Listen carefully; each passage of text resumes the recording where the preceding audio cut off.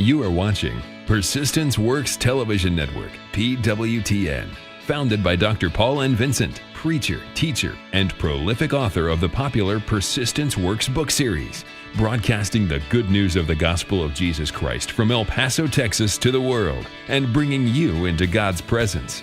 Experience the difference. You'll never be the same. Don't just watch TV, watch Persistence Works Television Network, PWTN. Hello, everybody. Welcome to today's show. This is a blessed day, and I want to welcome you to this special edition of Global Politics Today. I am your host, Bishop Paul Vincent. Hey, this is a program that we have put together to be able to enlighten us as believers and as Christians especially, but generally just anyone, no matter your religion, to be able to be in the know of what's happening in the global affairs politically, and to be able to look at nations and cities and states to get to know what's happening. Sometimes we do get to talk with government officials or even military officers. But today's show is a solo show. I'm going to be talking about Brics. In case you don't know what's Brics, just stay tuned because we have a lot to learn today to know where the world is going and what's about to happen in our world, even as it's happening. So once again, I want to welcome you to this show. This is Global Politics Today. We are focusing on Brics, and it's brought to you by Persistence Works TV Network. We are streaming on 14 different platforms from our TV network, PWTN, Persistence Works TV Network. We are streaming on Roku, on Fire TV, on Apple TV. We are streaming on our two apps, our Android app, our iPhone app. We are also streaming on our website, persistentworks.tv, and we are streaming on all the leading social media platforms, YouTube, Facebook, our two Facebook pages, Twitter, LinkedIn, everything in between. So wherever you're watching us from, I welcome you today, and I want to thank God for your life because I know you're going to be blessed. Help me share this video, especially if you're watching on social media. Help me share it. Copy the link, share in your page, share in groups you belong to, because it's going to be an eye-opener to somebody. And also, if you're watching us on our TV network, just invite somebody to watch. And by the way, this will be available as video on demand after this show. So once again, I'm your host, Bishop Paul Vincent. Now, let's get to the point. So we are talking about Brics today. And for those of you who don't know, who are not maybe aware of what's happening in our world, what is Brics? Brics is the acronym for a couple of nations that came together to form this bloc. It stands for Brazil, Russia, India, China, and South Africa. Originally, South Africa wasn't part of it, but they later brought them in. So they became known as the Brics: Brazil, Russia, India, China, and South Africa. Now, before I really get into talking about the Brics and what they stand for and what they are trying to achieve, we need to take a pull back to have a backdrop of what even led to they wanted to form this bloc of nations or organization and what they are trying to achieve or accomplish. Now, before this, the preamble to this will be an introduction, so to speak, of what I call the unipolar world order. In case you don't know, and in case you are not aware of what it is, you and I have been living in a unipolar world almost as far as you've been born. I don't know how old you are watching this, but you know, for almost the past half century or more, we've been living in a unipolar world order. Now, what is unipolar? Let me give you a dictionary definition of what it is. In international politics and systems, a unipolar world order is a distribution of power in which, note this, only one state dominates the affairs, the economic, social, cultural, military, and influence over the globe. Let me read that again. It's a distribution of power in which only one state dominates the economic, social, cultural, and military influence over the globe. So what do we mean by the fact that we've been living in a unipolar world order, world system? It means that one world power, so to speak, the USA, or you say the Western world, which includes Britain, France, Germany, and all of those. So we can often use the Western world in a sense, or we can often use the USA. Now, it controls in unipolar world system, the one state that is in charge, so to speak, controls or dominates every sphere, economic. Now, Do you know that everything about the economy of this world is run under a unipolar world system? What does that mean? That means that your finance sector, your banking system, everything is run and operated under a unipolar, under a one system that controls. If they say you live, you live. If they say you die, you die. And that is primarily controlled through an organization called the SWIFT. In case you've not heard of the SWIFT, SWIFT stands for Society for Worldwide Interbank Financial Telecommunications. Now, it powers most of the money transfer transactions, bank transactions. If you are in Africa, maybe in Ghana, in Nigeria, you are sending money to Europe. If you're in US, you are wiring money to, UK, to France, anywhere in the world. The SWIFT system is the main medium that kind of powers, controls, runs the whole thing. And that means that if you are outside of this system, although if you are outside of the system, like some banks, you may still function, but you are regulated, you are controlled by it. And the other power of this is that the SWIFT system is used to impose economic sanctions on nations. For instance, Iran or Russia, when they don't do the bidding of the unipolar, unipolar world order, the powers that be, when they cross their path, they do what they don't want, they impose sanctions. When they impose economic sanctions, that means they can't transfer money using the bank system because it's controlled by SWIFT and they call the shot. So it's as if you are shut out of the world. Those nations are shut out of the world economic system. And that hurts their economy. That's one of the greatest tools, I would say, the US or the Western world has against any of these nations, short of the military, because you can literally bring an economy to a halt, of a nation to a halt. It also controls a lot of other sectors that we won't be able to get into. But the thing is, the economic dominance is, the SWIFT is a predominant tool that the Western world or the USA uses to dominate economically. Now, it also mentioned military. Now, you see, the military influence of the US is undisputably the most powerful. The US, let me just give you two quick facts about the US military. The US spends, like in this year, we call it FY, fiscal year. This fiscal year 2023, the budget for the US military is $1.77 trillion with a T. $1.77 trillion. That is a budget for. There are countries that don't have or spend up to that for the whole country, but that is the budget for the US military. The US military has over 750 bases around the world, 750. So undisputably, the US is the dominant military power around the world. I mean, countries like China, Russia are trying to catch up, but they are still far behind. So what does that tell you? The unipolar world order, the US military runs the show, and it's undisputable. I know that there are many other nations that have been trying to, play catch up, but it's going to be a while. Now, not only that, culturally, you see, and the thing is that whatever it is they choose to do or decide to do, the unipolar world system is as if everybody agrees. Look at the media.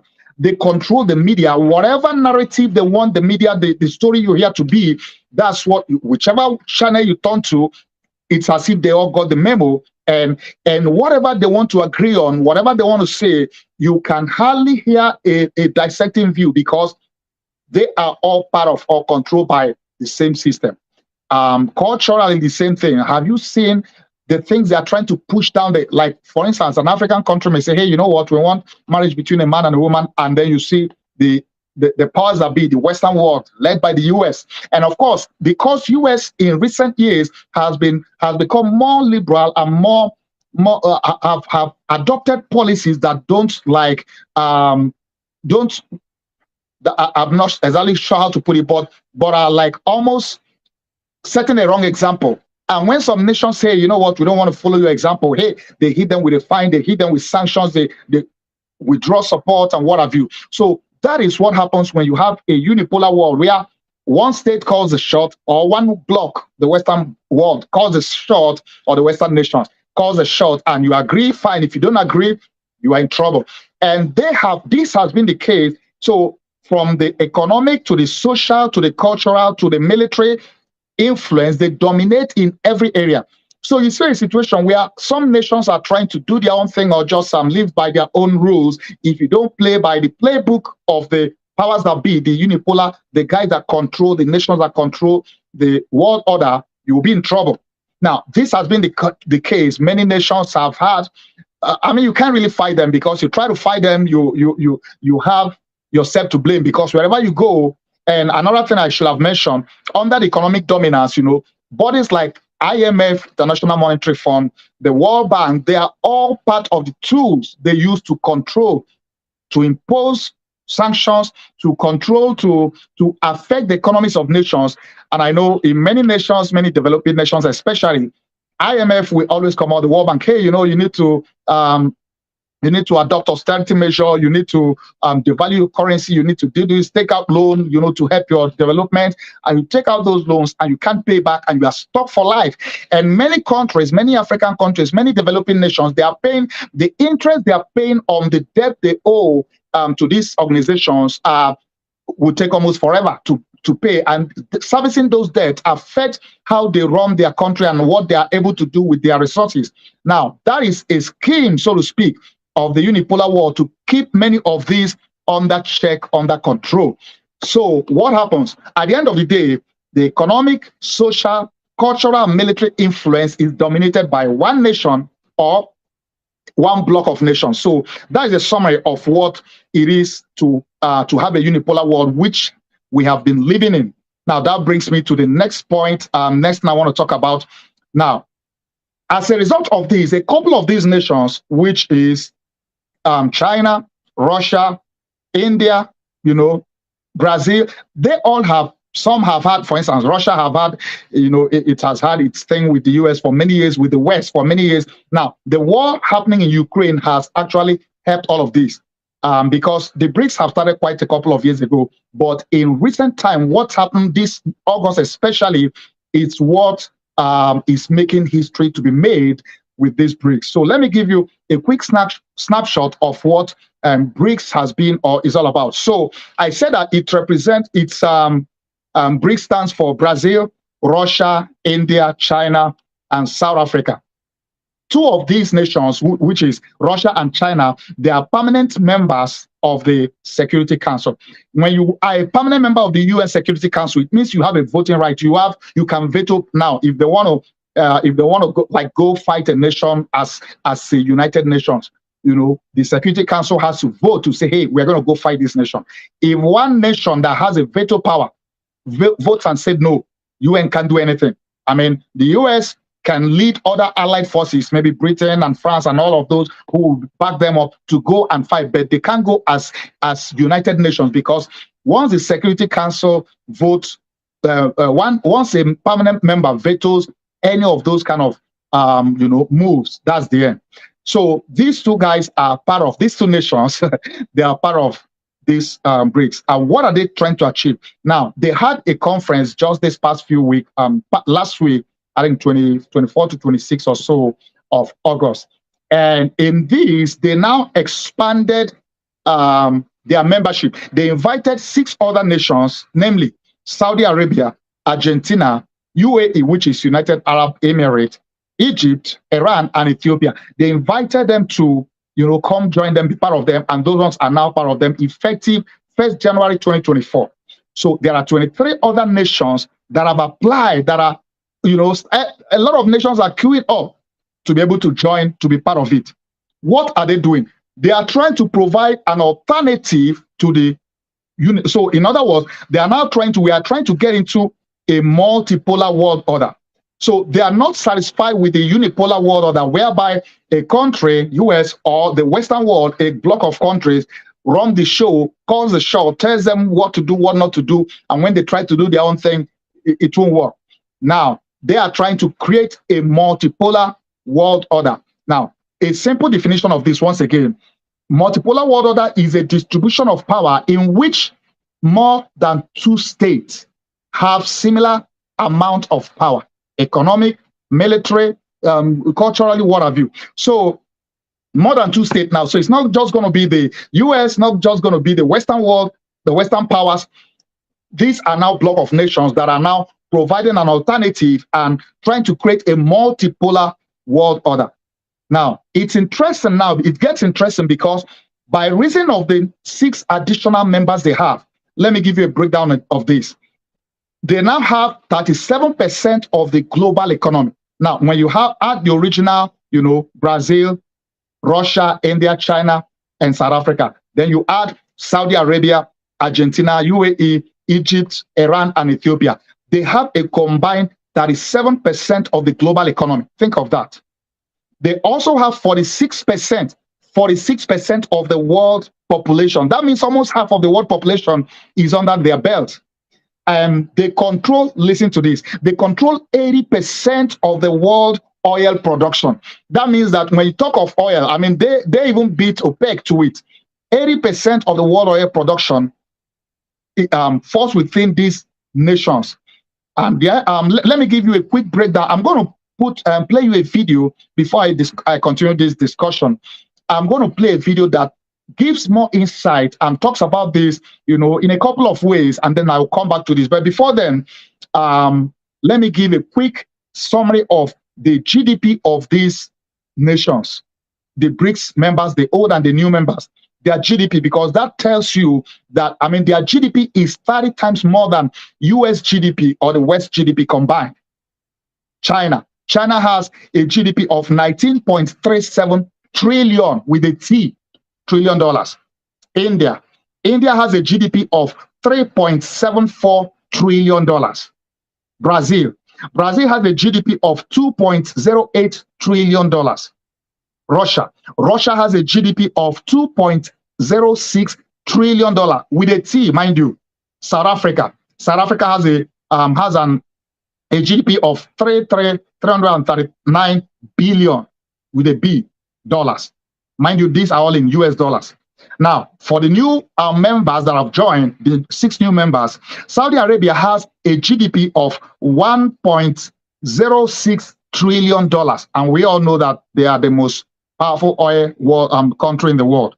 Argentina has a GDP of $641 billion with a B, billion dollars. UAE has a GDP of 499, almost $500 billion. Egypt has a GDP of $387 billion.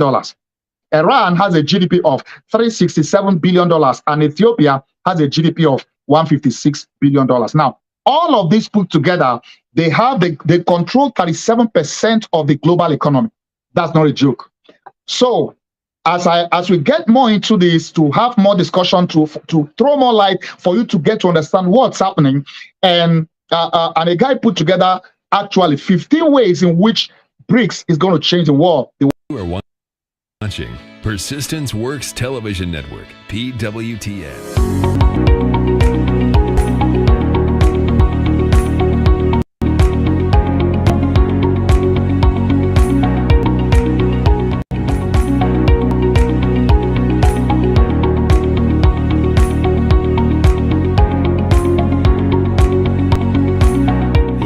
Brics group has no headquarters, no rule book, no procedures, no membership application process, but it's already changing the world. I've been talking to financial experts about the group, whose biggest members are India and China. Here are 15 things you need to know.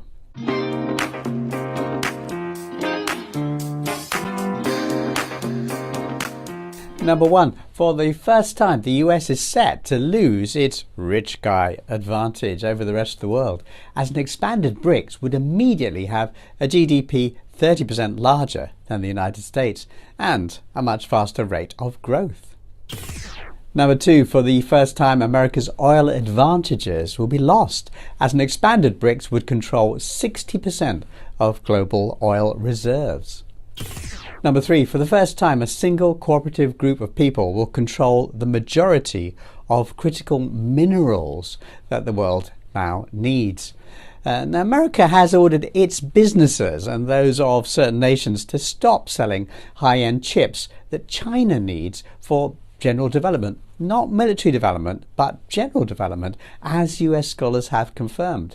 America's not playing a nice game there. BRICS could play America's game but with critical minerals instead. Number 4, for the first time, an international body would have a genuine mandate to speak for the people of the world. The 5 core members of Brics already contain more than 40% of humanity, and there's a huge queue of countries lining up to join, including Indonesia, another one of the world's biggest countries by population. In comparison, the US has elected itself the world's policeman with just 4% of the global population. And in a related point, NATO has suggested itself as a global security body. But all the NATO countries put together have only about 13% of the world's population. Brics is already, before its new members join, 3 times the size of NATO.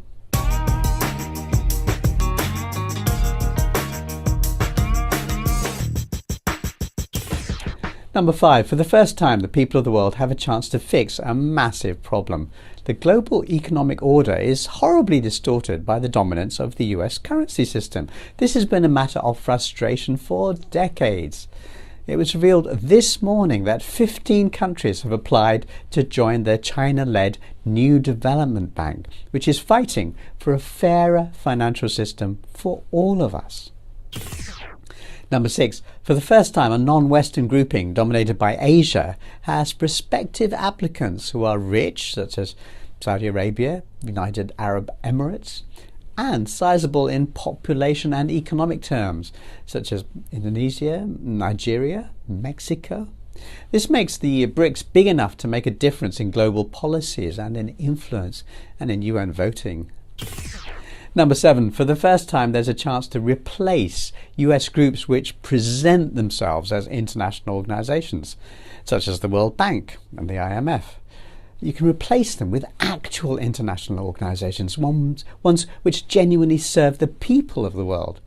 The US and the UK recently blocked an international proposal to reform the global financial system, insisting that US-run bodies, the World Bank and the IMF, retain their power. Number 8, for the first time, there's a chance for the world to develop an alternative to SWIFT, the West's money transfer system, and replace it with a genuinely free and politically independent global bank transfer system that works for the people of the planet.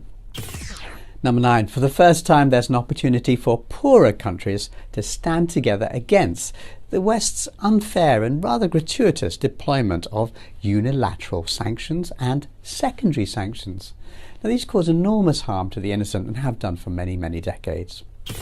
Number 10, for the first time, there'll be a body big enough to halt illegitimate actions favoured by certain Western countries, such as the seizing of other nations' assets, the freezing of other nations' bank accounts, the snatching of other nations' oil, and so on. Number 11, for the first time, discussion of the healthy growth of countries and the international economy will be free of the distorting Western lens. What is clear is there is a multiplicity of discussions on development and investment issues, and these conversations no longer all flow through a Western lens. That's what Sir Danny Alexander, a former British government minister, told the Financial Times this week. Number 12, for the first time, there will be a body big enough to point out that the imaginary rules-based order is the exact geopolitical equivalent of the emperor's new clothes. That much-quoted list of rules doesn't actually exist. The people who keep using it as a verbal weapon, no, it doesn't exist. The people attacked by it, no, it doesn't exist. But who's there on the global stage who is big enough to say that? Now, finally, there'll be a body big enough to call out the US, which is far and away the worst behaved of all the superpowers. The US has refused to sign and or ratify at least 40 international agreements. Yep, I said 40, not 14, 40. And to sum up what I'm saying, consider this. For the first time, there'll be a body big enough to say no.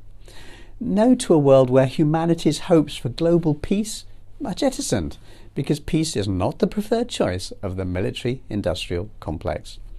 No to the promotion of a system of governance where leaders insist it's right to spend more on guns and the military than you spend on healthcare. No to a world where people cynically weaponize concepts like human rights and democracy and freedom to demonize developing nations. And above all, no to a world where one country has to be first, has to be exceptional, has to be number one, has to be ahead of all other countries, just because that country says so. We must be number one in the world to lead the world in the 21st century. It's a simple proposition. That's just wrong, and we all know it's wrong. Now we have a chance to build a better world, a fairer world, a safer world, a multipolar world. And that's why Brics meetings are so important, my friends, because those are the moments when everything changes. Saudi Arabia, the oil-rich Middle Eastern nation, has officially submitted its application to join the Brics alliance, according to a report by Bloomberg. This move signifies Saudi Arabia's intent to challenge the supremacy of the US dollar as the global reserve currency. Anil Suklal, the South African Brics ambassador, has confirmed that 4 other Middle Eastern countries, namely the United Arab Emirates, Bahrain, Egypt, and Algeria, have also expressed their interest in joining the bloc. These countries, known for their significant oil exports to the Western world, currently settle their transactions in US dollars. Discussions are underway regarding Saudi Arabia's potential funding of the Brics Bank, also known as the New Development Bank. If the Brics alliance accepts Saudi Arabia's financial contribution, it could mark the beginning of a new era of financial dominance, as the oil-rich nation would provide a constant cash flow to the bloc. Consequently, the US dollar's position as the global reserve currency would face a formidable challenge. Our country's going to hell, and we're not going to be the big bar. We have power, but it's waning. In fact, it's waning in terms of our currency. And I'm not just talking about the value of our currency. I'm talking about our currency being used throughout the world. You want it to remain. You want the dollar to remain the world's reserve currency. Well, I think it's bigger than losing any war. I think if it doesn't, look, we are already reverting to third world status in many ways. You look at our airports, you look at our terminals, you look at our filthy roads and broken roads and everything else. We're like a third world country. We have something that's very powerful, and that's our dollar all over. But you take a look at what's happening to it now with other countries not using it. And you know China wants to replace it with the yuan. And it was unthinkable with us. Unthinkable. Would never have happened. Now people are thinking about it. That could happen.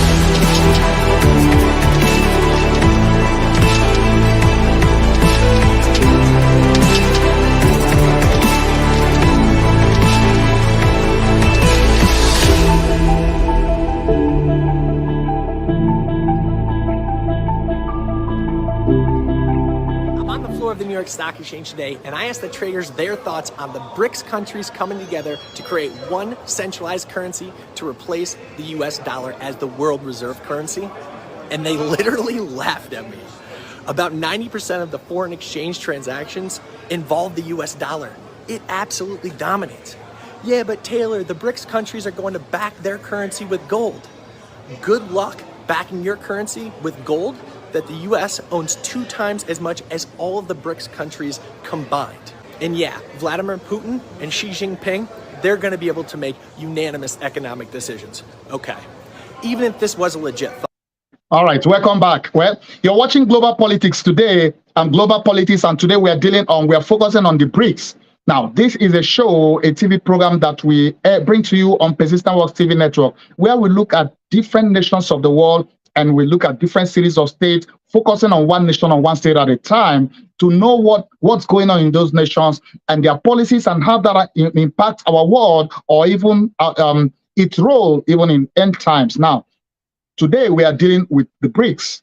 And if you watch that video, those video clips, you will agree with me, there are different dimensions to this whole thing. Now, while I'm not really kind of like agreeing with everything that the guy that listed 15 ways it will change the world. Now, we don't even know how this will turn out, if it will be a success to exactly do what they plan to do, or if it would be just one of those ambitious goals and dreams that strange bedmates will never even be able to get together.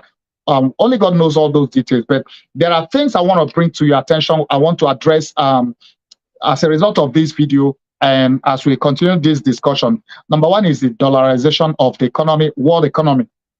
US doesn't joke with the fact that the world trades in US dollars.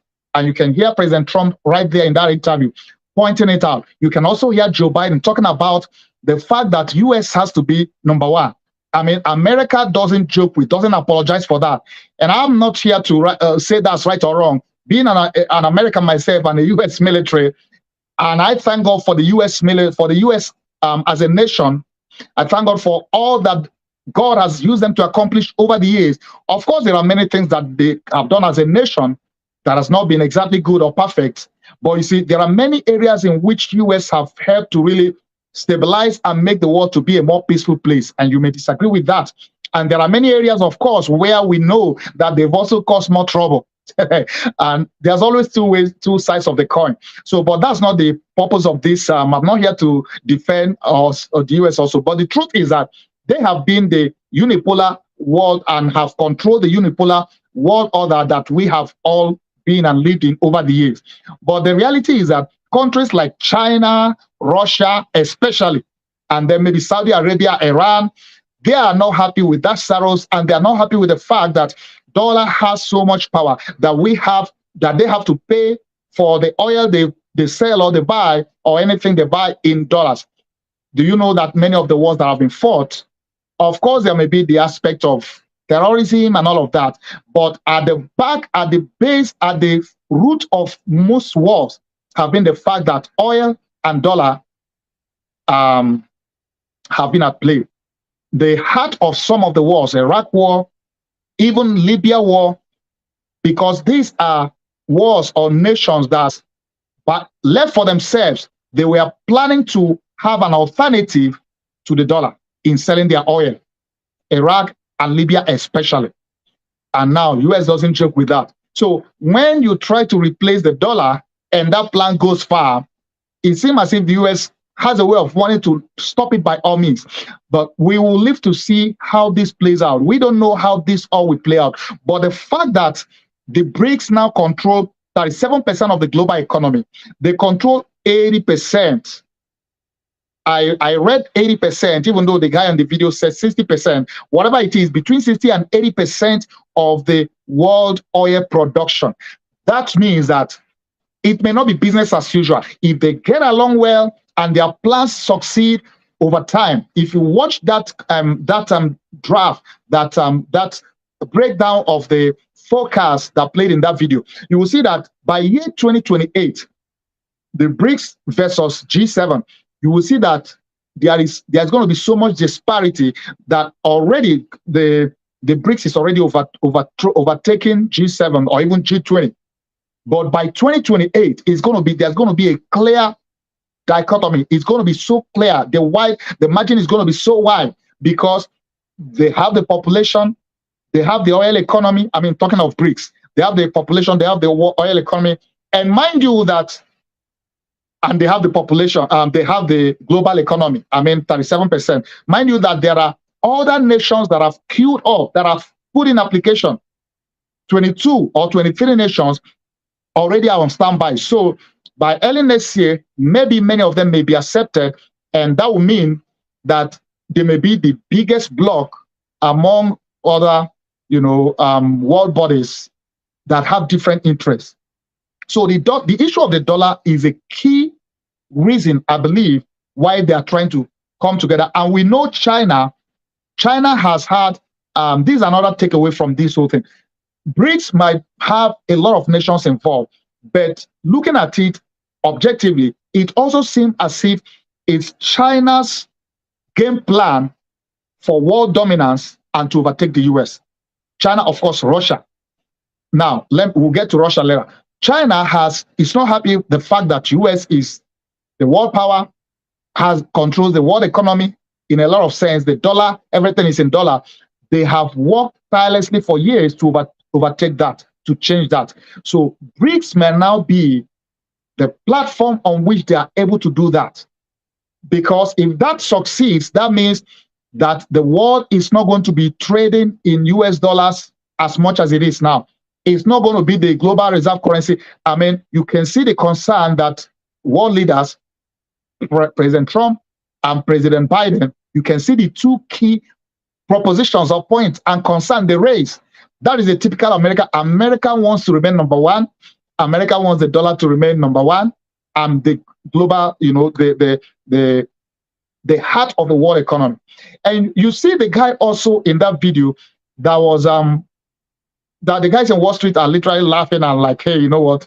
They can keep dreaming. So it's true that some of these guys don't think it's something that will happen today, but maybe the groundwork is already being laid for dollar to be dethroned. So I wouldn't think they should really dismiss this with a wave of hand, because guess what? Nothing lasts forever. Once upon a time, the Roman Empire ruled and controlled the world and dominated the world for many years. But guess what? Not only if you read the Bible, if you read history, there have been kingdoms that have come and gone, and there have been rise and fall of empires, of kingdoms, and what have you. So nothing is impossible in this life, So I would think that the US should get its acts together, and that starts from having the right leadership. When you have the wrong leadership, a lot of these things, in fact, it can get even worse. The days of US glory and US power and dominance may be over. The days of the Western powers and their dominance and their control of the third world may be over. BRICS seem to be providing an alternative for that to happen. So China's desire for world dominance and to be able to overtake the US seem to have found an expression through the BRICS. We will need to see to know if this will work out as planned, but we never know. Now, the other aspect about this is the Ukraine war and Russia. Now, if you follow global politics, world politics, you will know that this thing has been in the making for a long time, because through NATO is not Atlantic Treaty Organization. This was the body that, after the Second World War, that US and the Western world put together that say, hey, you know what, we'll kind of be like a police to checkmate any dictator or any nation that wants to, be a pain in the neck in our world. And US, I would say, is NATO. US funds it militarily, financially, and all that. Most of the European nations that are part of NATO, they don't really do much, which was why when President Trump was in office, he pushed them, he pressured them to step up to do more, contribute more resources, more, military-wise, because most of the European nations don't pay attention to their military, they don't pay attention to all of that. So US, I would say, has been the backbone of NATO. So when Russia under Putin sees NATO encroaching near its territory, now it's not comfortable. Russia is not comfortable having NATO, which by extension US, to be at its backyard.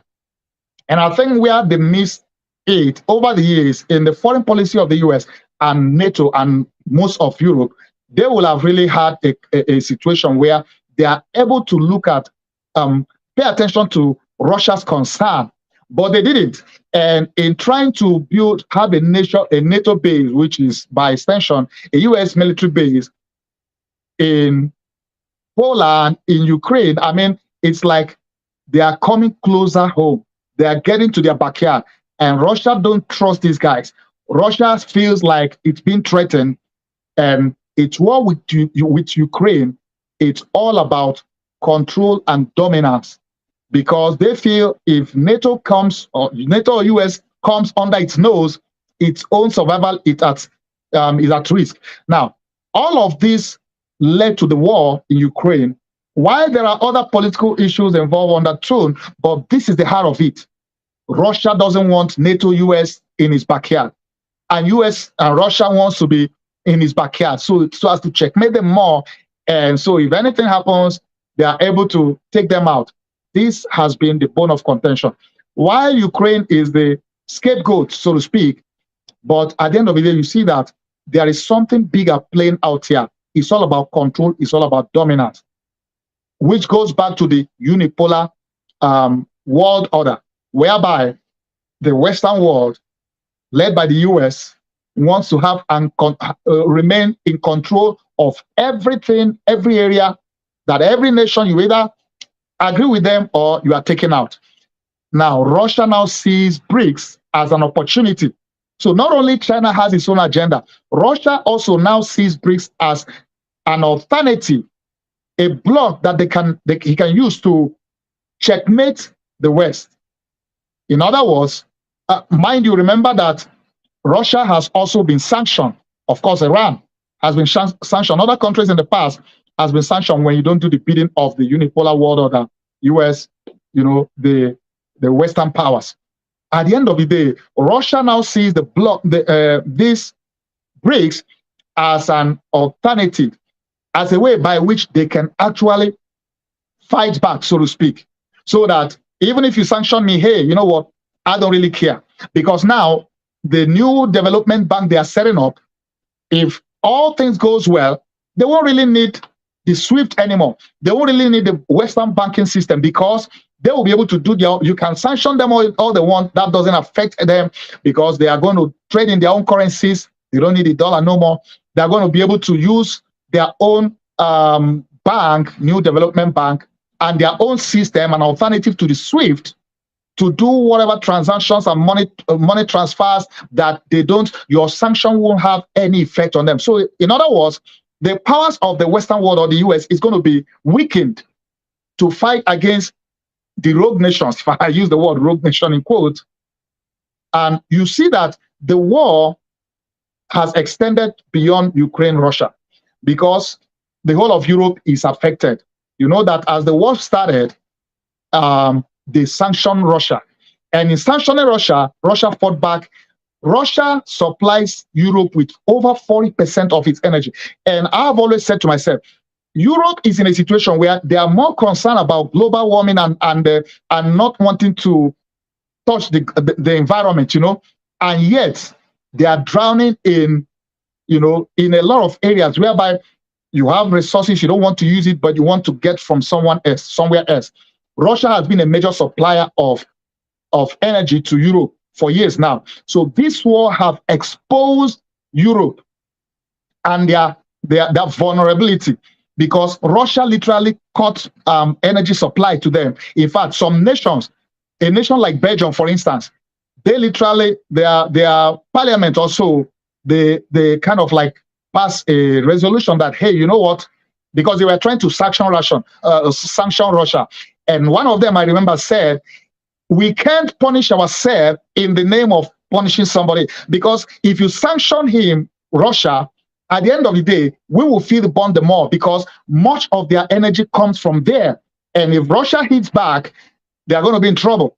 And already many of them are in trouble already. You can see energy costs and oil have skyrocketed across Russia. I know it's a global, everywhere around the world, energy price and gas price is up, but it's worse in Europe. because Russia have cut their supply of gas. In some cases have stopped, some cases have cut the supply of energy, of oil to many of those. So now they are looking for an alternative, which brings us to Africa. What's happening in Africa is not a coincidence. You see, Europe has an alternative to be able to get energy, oil, gas from Africa. We are in Africa, starting from Nigeria to nations like Niger, to nations like, all of those nations that have oil and are willing to export it. And that is where the politics shifts to Africa. By the way, as I speak today, a military coup took place in Gabon, another former French colony. So when you see this happening, so at the end of the day, Africa as a whole, especially Francophone Africa, somebody once asked me, what's Francophone? Francophone are those African nations that were colonized by France. Many of them have been. I did in our last global politics, we focused on Niger, and by extension, we did a video actually, and did have a discussion about how France have continued to colonize. There is this part on continuation of colonization of these former African colonies. So many of these guys, they have resources, yet they are in poverty and they are not enjoying their resources, and France is milking them. They even use the France's own currency. And France takes out $500 billion every year out of Africa. That's not right. That's injustice. That's wrong. So most of them have started waking up and are taking their own destinies, their own country back. Guinea, Mali, Burkina Faso, Niger, of course now Gabon. And I don't think that's the end. Many of them are going to go the same way, because when the military sees that there is so much, it's like you are just puppet to the French government, and they are making the people. And even if you are a slave, someday you have to. I remember one of my books is titled "It's Time to Rebel." Although I talked about the spiritual aspect of where the devil keeps people in slavery and you are in captivity, he's doing whatever he wants with you. A time comes when you rebel against the enemy's oppression, slavery, and come to the point where you are able to accept God's grace, God's gift of salvation, of redemption, and freedom to free yourself and to get off the slavery of the enemy. If you don't rebel, guess what? You could remain in slavery forever, all your life.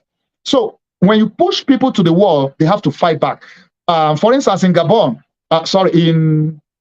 Gabon, where the coup just happened, the president has been in office since 2009 after his father died. His father was in office for 47 or 42 years. So that family has been in office for a combined 58 years of their 60 or 60-something years of independence. Why wouldn't somebody overthrow them? I mean, that's not democracy. People can that's democracy. And a country like Nigeria have no moral right. Nigeria's president, Bola Ahmed Tinubu, and also ECOWAS, who also has ECOWAS, has no moral right to challenge those who overthrow government in their country, because he came in an illegal way. He stole the mandate. The mandate of the people is not Bola Ahmed Tinubu. He stole the mandate.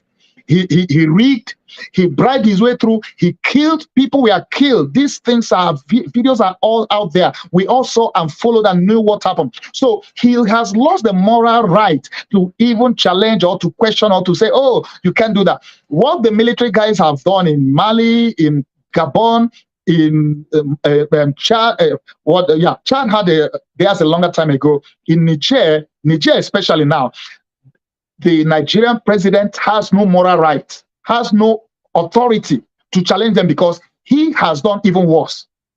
They didn't kill people, they just took over power.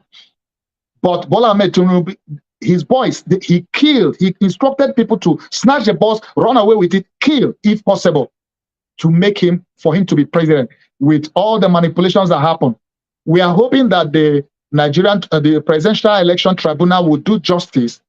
But if that doesn't happen, listen, if the military boys decide to say, hey, you know what, we are taking over because this is not right, how will you blame them? Because that was exactly what happened in Gabon. The military boys have watched how the election was rigged and everything, stolen, and he was declared winner. I think maybe they changed the constitution also for him to run as for a third term, and their tenure lasts either 5 or 7 years. So is that what you call democracy? When you manipulate, you steal, you rob, just in the name of having? No, I don't think that's the brand of democracy that Africa needs. And I don't think that anybody that got his power illegally, illegitimately, has any moral right to even lecture anybody about rule of law. So as we begin to round up, I just want to say that all of this playing out with Brics, we have no way of knowing how it will end. But we just, you can look at antecedent things that has happened in history, and you can make conclusions, you can make assumptions, but only God knows the future and what's going to happen. But you see, in all of this, the bigger picture is this: the coming of Christ is at hand. And while we draw closer, Jesus already has given us a snapshot of what's going to happen. He says, nation will arise against nation. There will be wars and rumors of war. We can't pray these things away. There will be earthquake. All of these things, as they happen, even if we pray for world peace and pray to the kingdom come, the words of Jesus must come to pass. We can't pray it away. That is why we pray and hope for world peace, we can expect that war and rumors of war will keep happening as the coming of Christ draws closer. Nations will rise against nation. These are part of what the Bible says will happen. We can't wish it away. We can't pray it away. So all of this, why Brics try to provide an alternative to the unipolar world order. Now, in this multipolar world, we don't know how this will work out. China, Russia, India, are they going to be good bedmates, strange bedmates?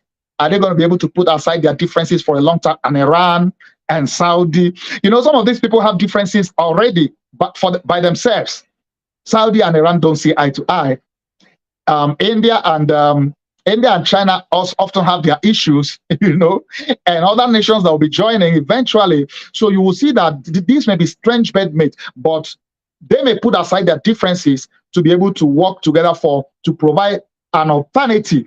And you see, the coups in Africa is primarily because they are now seeing an alternative. So most of them are seeing Russia as a new partner, an alternative to the French colonial masters who have exploited them for years. And the fact that Russia is in war with Europe, and the fact that Russia sees Europe as trying to use Africa as an alternative to getting energy where they fail to get from him, Russia's mission is now to go, make sure that African government, the new ones especially, kick out France and kick out most of the Western powers. It's already happening. They've kicked France out in Mali, in Burkina Faso, and Niger now. And that's already, if you follow world news, you will know that is what's happening right now. They are trying to, France have refused to leave their embassy, the military, but the Niger government and the people have threatened that they are going to kick them out by force if need be. They've cut power and water to the embassy. Now, at the end of the day, you see that the people have the final say. You can't, as a world power, as a colonial master and whatever, you can't come and impose yourself, impose your authority and insist that this was going to happen. No. They are a sovereign nation. What's best for them should be determined by them. You can come as a partner, not as is a colonial master.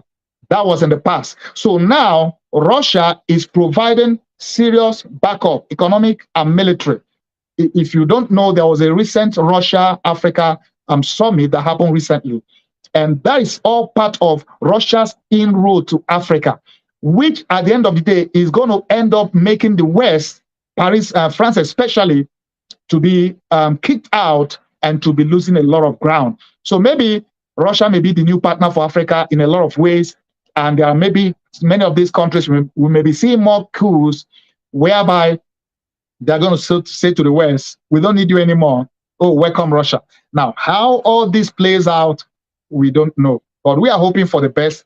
So I just wanted to share some of this to let you know, for those of you who maybe you've been hearing about Brics, you don't know what it is or how it plays out in world economy, in world politics, and also how it's even intertwined with end times and as we await the coming of Christ. But I believe we as Christians, believers, even as ministers, we should be in the know. We shouldn't bury our head under the sound like the ostrich and pretend that all is well. Oh, I don't really care what happens. No, we need to care. We need to know. We need to be aware of what's happening in our world. That's why I bring this global politics edition to our TV network. So I'm hoping that you have had some insights, and there are discussions. There is always different views, opinions. You are also right to hold whatever opinion. You may disagree with some of the analysis I've given or some of the videos you've watched, but whatever it is, hey, it's a free world. You are free to hold your opinion. But in any case, let's see how it goes, and we pray for the best and for the peace of the world. And I believe that God has the final say in all that happens in the world affairs. God has the final say. God is going to come. His end time plan for humanity, for mankind, is at play, and is going to play out no matter what. Even these nations and world leaders, many times they will actually be acting out the script that God himself has put in place, even without them knowing it. So we should rest and trust in the fact that God our Father, he has the final say. He knows what we can't give him a breaking news. Everything that is happening, God is aware. It's not a surprise to him. But I believe personally that all things is still going to play into the overall scheme of God and his end time plan for us, for humanity, and for us as believers. So this all means that we should get closer to God, stay more connected with our God, be prepared, because all these are pointing to one fact or point, that the coming of Christ is getting closer. We don't know when and how, and we don't know how close it is, but the world affairs tells us that he's almost at the door. That means we should be ready and we should be prayerful, because Jesus is coming soon someday. Well, I hope you've been enlightened, blessed, and inspired by today's edition on the Brics. So join me next week in another edition as I talk about or bring to you another interesting nation that we'll be talking about in global politics today. Focus on whatever we'll be focusing on next week. So find out. So, well, thank you so much for your time. Please do share this video. Let it be a blessing to somebody. Let it open the eye of someone else. And I will hope to see you again next week. Remember, we do have our online Persistent Works online prayer that comes every day, daily, Monday to Friday. So do join me Monday to Friday. And also, if you have not followed my book series, I do have Persistent Works book series that comes every Tuesday. I talk about my books. So don't miss out on that too. If you miss out on any of those, you can always watch on video on demand session of our website, of our app, and on Roku, Fire TV, Apple TV, or you can just scroll down my social media page and you can find and watch them. Now, on every Thursday, I do have guests that I invite to talk about their work with God and their experience, their success, and how we can glean from their experience. So don't miss every Thursday. Interesting guests I do have. They will be a blessing to you. Well, let me encourage you, invite you to download our app. If you have not downloaded our Persistent Works app, you are missing out a lot. Please download our app. My goal is to have 100,000 downloads. We have over 12,000 so far. We still have a long way to go, but before the end of this year, I'm trusting God will get there. So help us get there. Now, if you have Roku, download or add us as your favorite channel so that when you're on the TV, you can. We hope you've been blessed by today's TV broadcast. Join us again for our next TV broadcast. If you have a testimony of how you've been blessed, please let us know. Send us an email at persistenceworkstv@yahoo.com. Please support our TV network with your donation to help us reach the nations with the gospel. You can give through PayPal, Zelle, Cash App, or online at www.persistenceworks.tv. You can make your checks payable to Vincent Paul Ministries International at 11829 Glen Evans Lane, El Paso, Texas 79936, USA. Attention, pastors and bishops. If you want to air your church or ministry program on Persistence Works TV network, or you want to promote your product or services, contact us today. Send us an email at persistenceworkstv@yahoo.com. Download our Persistence Works TV network app in the App Store or Google Play Store. Also, add us and watch us on Roku, Fire TV, and Apple TV. Read our Persistence Works magazine and enjoy great content. Simply visit the settings page of our Persistence Works TV network app. Click on the button to read the electronic edition of the magazine. To order the print, ebook, or audiobook editions of our Persistence Works book series, visit the settings page of our Persistence Works TV network app. Follow Bishop Colonel Paul Vincent across his social media platforms: Facebook, X, TikTok, Instagram, LinkedIn, YouTube, and Truth Social. For more information about PWTN, visit www.persistenceworks.tv.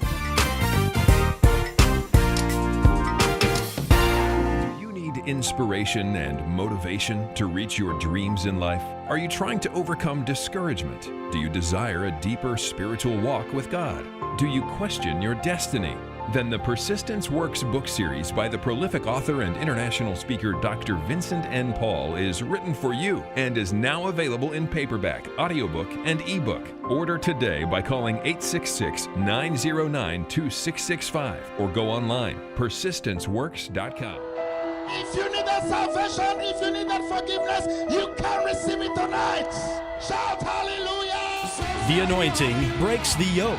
Hear Dr. Paul N. Vincent preach the anointed word of God that changes lives and brings salvation, healing, and deliverance. Invite him to minister in your church, conference, or crusade. Also read his life-changing books in the Persistent Works series. For more information about inviting Dr. Vincent to minister or to order his books, visit VincentPaulMinistriesInternational.com. Dr. Paul N. Vincent, internationally known author and preacher, invites you to his annual Persistence Works Holy Land Tour in October and April. These memorable trips throughout Israel include visiting historical sites in Jerusalem, Nazareth, and Bethlehem, as well as the Sea of Galilee, the Jordan River, and many more. Your travel package includes round-trip airfare from Houston, Texas, and Lagos, Nigeria to Tel Aviv, first-class hotels, 2 meals a day, air-conditioned buses, and Israeli Ministry of Tourism approved English-speaking guides. For more and to register, visit VincentPaulTours.com today.